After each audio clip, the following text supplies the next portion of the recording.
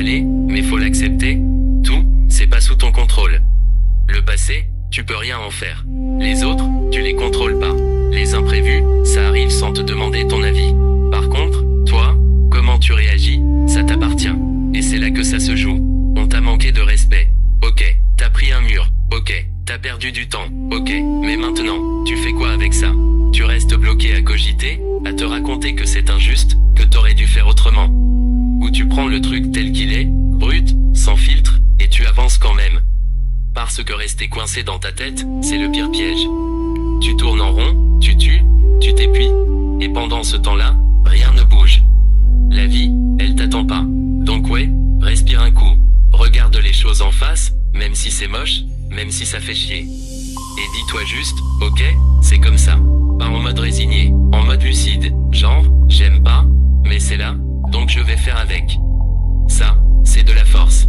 C'est pas faire le bonhomme ou jouer un rôle. C'est juste arrêter de se mentir et commencer à agir. Parce que l'ego, il adore te faire croire que t'es spécial. Que t'aurais dû avoir mieux, que t'as été traité injustement, que le monde te doit un truc. Mais la vérité, le monde te doit rien. Et ça, quand tu le captes vraiment, ça te libère. Tu perds moins de temps à te plaindre. Tu perds moins d'énergie à vouloir contrôler l'incontrôlable. Et tu te concentres sur ce que tu peux vraiment faire. Même si c'est petit, même si c'est lent, même si c'est pas parfait. Parce que c'est ça qui construit.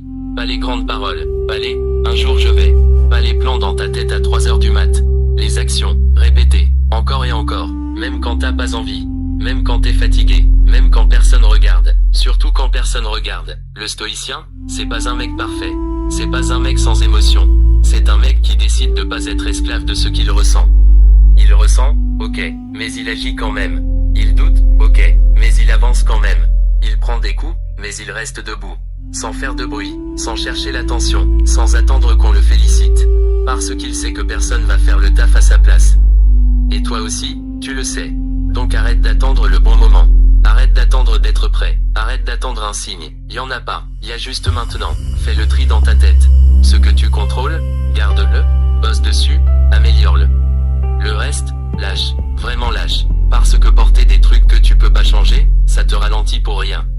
Et toi, t'as pas le temps pour ça. Donc avance, même doucement, même imparfaitement, mais avance. Un pas, puis un autre.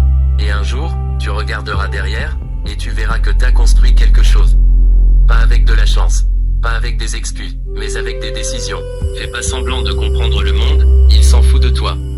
Tu vas te prendre des murs, te faire trahir, te voir tout foutre en l'air.